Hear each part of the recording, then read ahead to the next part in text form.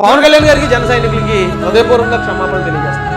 ఇప్పుడు ఈ రోజున తెలుగుదేశం పార్టీయో లేకపోతే జనసేన పార్టీయో రాజేష్ మీద ఏమైనా నిర్ణయాలు తీసుకున్నాయంటే ఖచ్చితంగా నేను ఒప్పుకోవాల్సిన పొరపాటు ఒకటి ఉందండి. ఇప్పుడు సందర్భం వచ్చింది కాబట్టి ఒప్పుకుంటాను. నేను తెలుగుదేశం కార్యకర్తని, తెలుగుదేశం పార్టీలో ఒక అధికార ప్రతినిధిగా ఉన్న వ్యక్తిని. అలాంటి సందర్భంలో ఎలక్షన్ కి ముందు కూటమిలో ఉన్న జనసేన పార్టీని లేదు జనసేన పార్టీ ఓటేయొద్దు, జనసేన పార్టీని ఓడించండి అని పిలిపించాను నేను. ఆ పిలిపి ఇవ్వడానికి కొంతమంది మాటల కారణం అయి ఉంటది, కొద్దిమంది నాకు ఇచ్చిన ఫీడ్బ్యాక్ అయి ఉండొచ్చు. ఇలాంటి ప్రమాదాలు జరగబోతున్నాయి నువ్వు ఇలా చెయ్యి అని వాళ్ళ మాటలు నా మీద గట్టిగా ప్రభావితం చూపించుండొచ్చు. ఏదేమైనా నేను చేసింది అయితే పొరపాటే కదా, అటుఫుల్ గా చెప్తున్నానండి. అప్పుడు ఎప్పుడో చెప్పాలి, ఇప్పుడు సందర్భం వచ్చింది కాబట్టి ఇప్పుడు చెప్తున్నాను. పవన్ కళ్యాణ్ గారికి జన సైనికులకి హృదయపూర్వకంగా క్షమాపణలు తెలియజేస్తాను. ఎందుకు క్షమాపణలు చెప్తున్నానంటే నేను ఒక సాధారణమైన వ్యక్తిని, ఒక సాధారణమైన కుటుంబం నుంచి, ఒక మారుమూల గ్రామం నుంచి వచ్చిన వ్యక్తిని. నాలాంటి వాడు పొరపాటు చేయడం సర్వసాధారణం. ఎందుకంటే నాకు సలహాలు ఇచ్చే పెద్ద పెద్ద మేధావులు నాతో పాటు ఉండరు. నేను ఎంతవరకు ఆలోచించగలను, ఎంతవరకు చూడగలను, నాకు చూసినప్పుడు అది ప్రమాదం అనిపించినప్పుడు నా దగ్గర నుంచి వచ్చిన ఆటోమేటిక్ రియాక్షన్ అంతే. మీకు ఒక ఉదాహరణ కూడా చెప్తానండి. చిరంజీవి గారు అంటే ఆయన మహామేధావి, గ్రౌండ్ నుంచి వచ్చిన సుప్రీం హీరోగా ఎదిగిన గొప్ప వ్యక్తి. ఆయన ప్రజారాజ్యం పార్టీ పెట్టినప్పుడు చాలా పెద్ద పెద్ద మేధావులు ఆయన చుట్టూరా ఉన్నారు. ఆ రోజున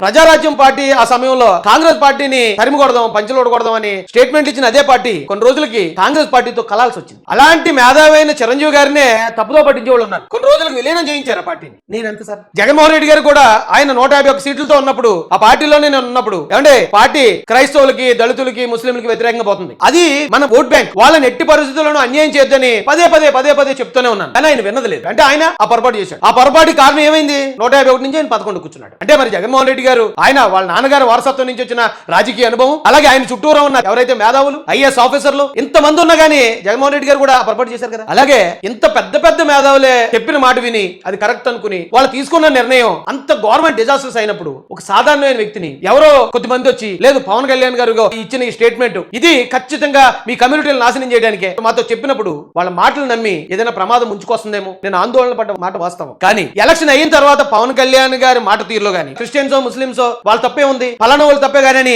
ఎక్కడికక్కడే అయినా సర్ది చెప్పుకుంటూ వస్తున్నప్పుడు నేను చాలా సార్లు పశ్చాత్తాపడ్డాను. అరే మనం అపార్థం చేసుకున్నాం. ఆయన కొంతమంది మాటలు నమ్మేశాం. ఆ మాటలు నమ్మడం వల్ల వన్ సైడ్ అటాక్ వచ్చేస్తున్నాడేమో అనుకున్నాం కానీ ఈయన ఎంత గొప్పగా మాట్లాడుతున్నాడు కదా, ఎందుకు పొరపాటు పడ్డాం మనం అని నేను చాలా సార్లు పశ్చాత్తాపడ్డాను. అలా పొరపాటు చేశాను కాబట్టి వేళ లోకేష్ గారు గానీ, చంద్రబాబు నాయుడు గారు గానీ, పవన్ కళ్యాణ్ గారికి ఇచ్చే విలువ మీరు చూడండి. అభిమానంగా ఉన్నప్పుడు నేను ఆ పార్టీలో ఉండే ఒక వ్యక్తిగా మరి అక్కడ వ్యతిరేకించినప్పుడు వాళ్ళు దాన్ని ఎంత నెగిటివ్ గా తీసుకుని ఉండొచ్చు. ఆ కారణం ఉంది కాబట్టి నేను కూడా సరే ఓకే ఏదైనా జరుగుతుంది. ఎందుకంటే మనం అప్పుడున్న పరిస్థితులకు మనం పొరపాటు చేసాం. పొరపాటు చేసినందుకు దానికి తగ్గ మూల్యం మనం చెల్లించాల్సిందే. ఏదైనా కానివ్వండి, సరే చూద్దాం.